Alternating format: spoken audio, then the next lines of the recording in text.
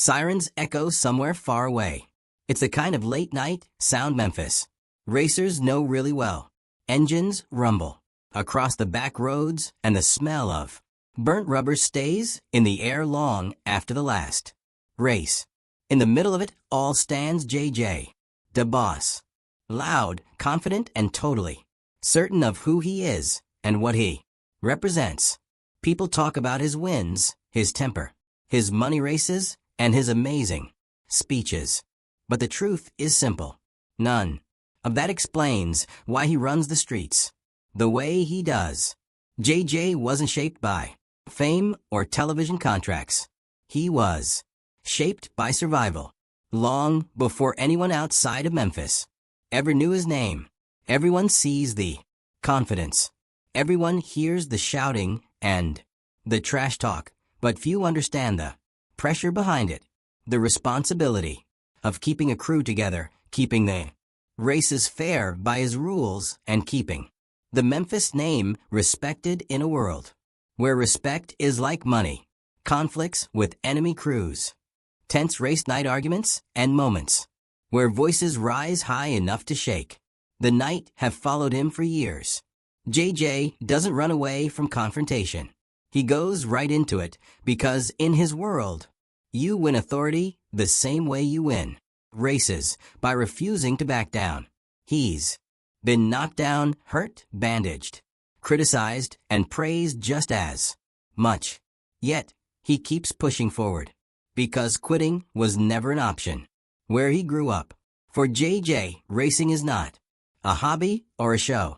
It is the foundation of his identity, a code he learned young and refuses to break.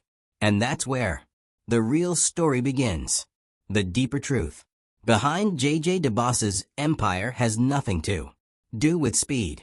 It has everything to do with how far he was willing to go to survive his world and how far he's still willing to go to protect the one he built. Tonight, we pull back the layers, the hustles, the leadership, the feuds that shaped him, the loyalty that defines him, and the darker side of the street culture that crowned him king. This is the story behind the reputation, the truth behind JJ's way. Before JJ DeBoss became a household name, he was simply a kid growing up on back roads where the rules were unwritten and the nights were long. Memphis wasn't an easy place to become anything. You had to carve your own path, and you had to do it fast.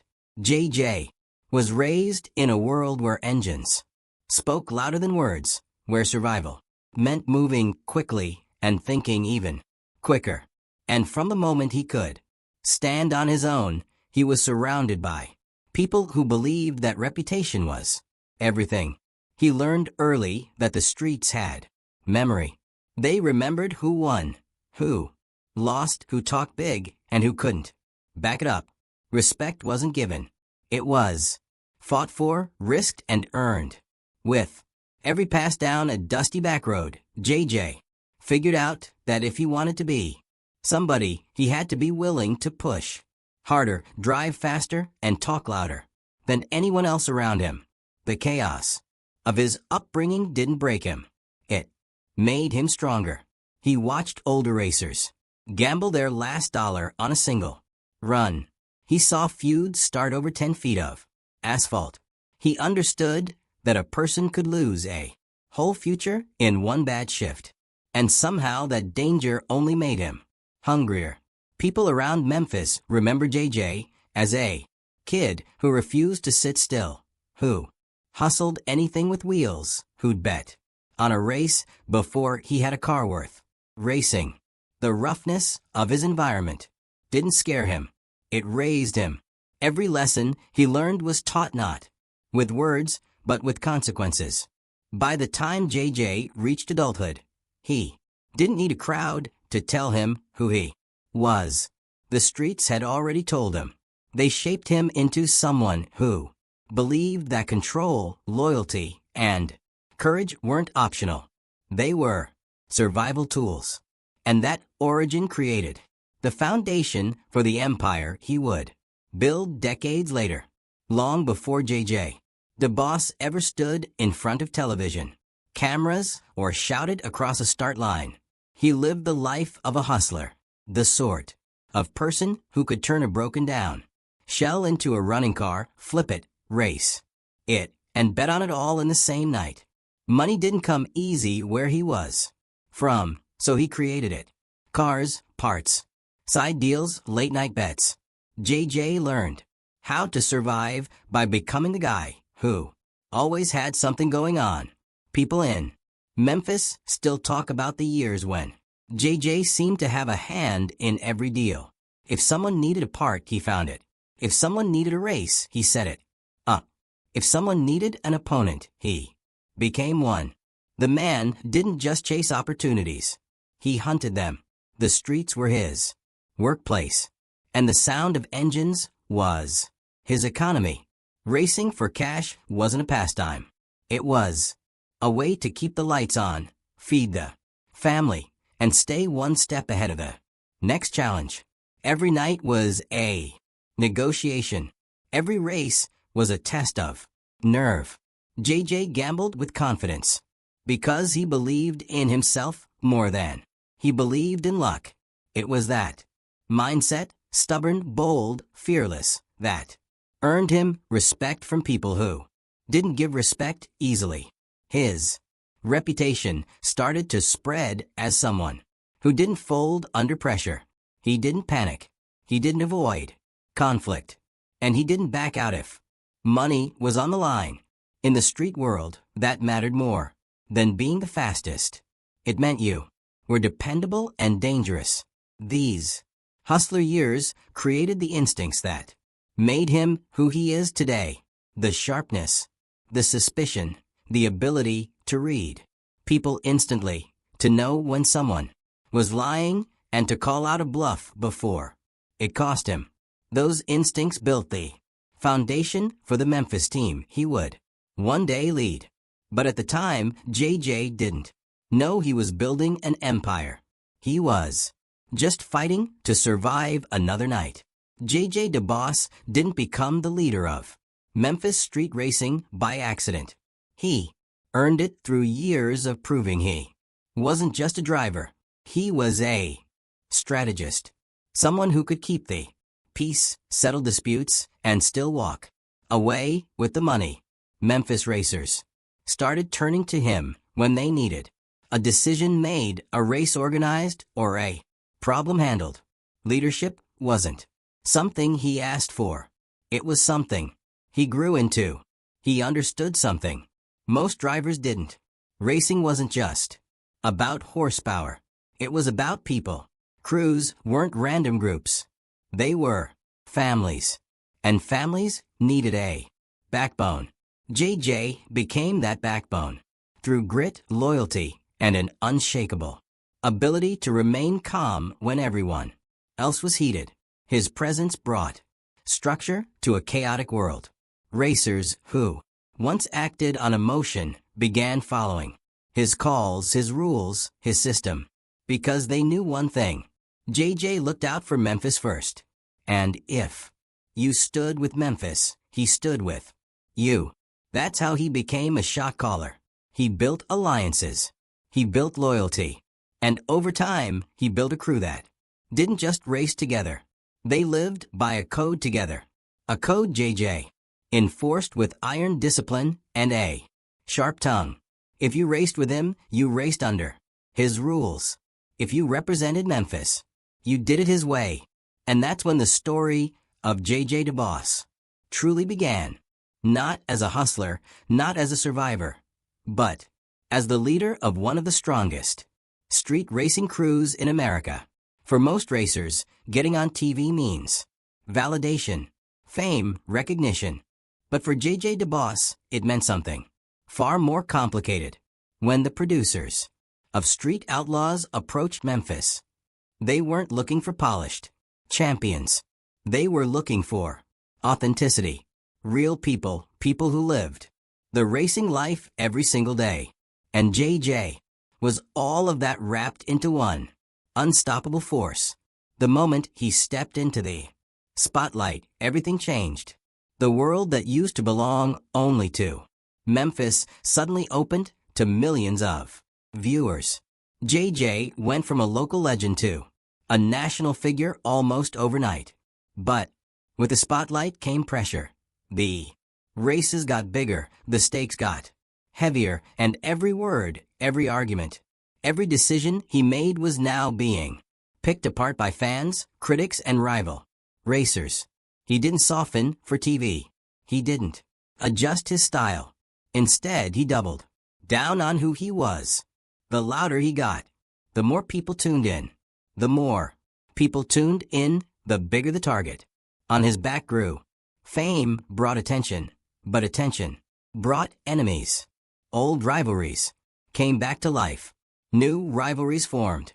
Instantly, crews who never cared about Memphis before suddenly wanted to run against JJ just to say they beat the man. At the center of the storm, JJ never ran from it. He ran toward it. Because for him, TV wasn't the endgame. It was just another battleground. The same instincts that kept him alive on Memphis streets now had to guide him through contracts, producers, rival crews, and public expectations.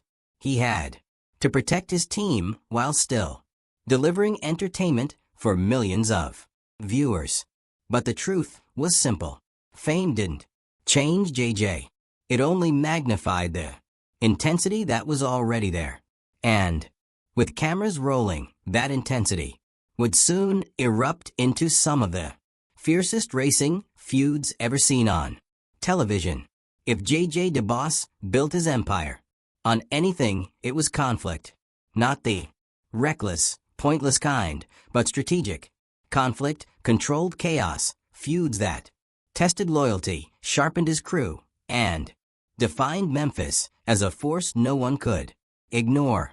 From the moment he hit TV, JJ clashed with other crews, other leaders, and sometimes even members of his own circle. And each feud carved new legend into the Memphis story. The tension between Memphis and Oklahoma was the first spark. Two worlds racing, colliding, each with its own pride and history. JJ didn't just show up to race. He showed up to prove that Memphis wasn't afraid of anybody. Arguments turned into standoffs. Side bets turned into wars of words. JJ's voice became the sound of those confrontations. Loud, commanding, fearless. Big Chief and JJ's dynamic added fuel to the fire. Both leaders, both dominant personalities, both unwilling to bow. Their clashes weren't just about cars. They were about power, who controlled the rules, who controlled the money, who controlled the outcome. And every time their crews met, fans knew something unpredictable was coming. Then there were the internal battles, negotiations that nearly turned violent, races that turned into shouting matches, strategies questioned, decisions challenged. JJ ruled with intensity, and not everyone agreed with his approach. But whether people liked him or not, they respected him. He made the tough calls. He took the heat, and he stood in front when things got ugly. These feuds didn't weaken him. They built him. Each argument, each confrontation, each line drawn in the dirt made the Memphis name stronger. JJ understood one truth better than anyone. A leader who avoids conflict loses his voice. A leader who confronts it becomes unforgettable. JJ DeBoss always carried himself like a man who could take any hit until the day the road proved otherwise. The wreck in 2017 wasn't just another racing accident. It was a reminder that even kings of the street are still mortal. In an instant, the car snapped, flipped, and rolled with a violence that stunned even seasoned racers. Witnesses would later say it didn't look like a crash. It looked like a fight between man and machine that the machine won. When JJ was pulled from the wreck, the confidence slipped away. Pain replaced adrenaline.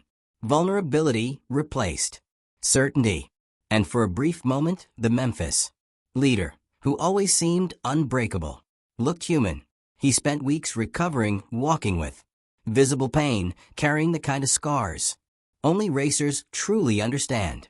People close to him noticed the change. He became more protective, more aggressive. In negotiations, more demanding of control. The crash didn't scare him. It hardened him. It made him realize how quickly everything he built could be taken away. And after surviving something that should have ended his career, he wasn't willing to leave anything to chance again. Fans saw the limp, the guarded posture, the slower movement. What they didn't see was the internal resolve forming behind it. JJ didn't come back to the streets as the same man who left them. He came back, sharper, hungrier, and more commanding than before. The near loss strengthened his grip on Memphis racing. It reminded everyone, including himself, that he wasn't racing for glory. He was racing for legacy. And legacy doesn't slow down. Not even for pain. Not even for fear. In most racing crews, team is just a word. With JJ DeBoss, it's a blood oath. Memphis doesn't operate like the other groups in the Street Outlaws world. It isn't a loose circle of racers. It's a family, sometimes literally, sometimes spiritually, but always fiercely loyal. And that loyalty has a cost. To outsiders, the Memphis crew looks like a clan, a tribe, a tightly wound machine, built around one central figure. JJ stands at the front, but every member carries his mark. Trisha Day, quiet, but ruthless, behind the wheel. Precious Cooper, the queen of the streets, who earned respect one victory at a time. Doughboy, rough-edged but loyal to the bone. And a long line of cousins, brothers, and childhood friends who grew up on the same streets, lived through the same struggles, and share the same code JJ enforces. Some call it unity, others call it pressure. In Memphis, loyalty isn't optional. You either run JJ's way or you don't run at all. There's no half commitment, no drifting in and out. When you line up beside JJ, you're carrying the weight of the entire crew. Its reputation, its pride, its history.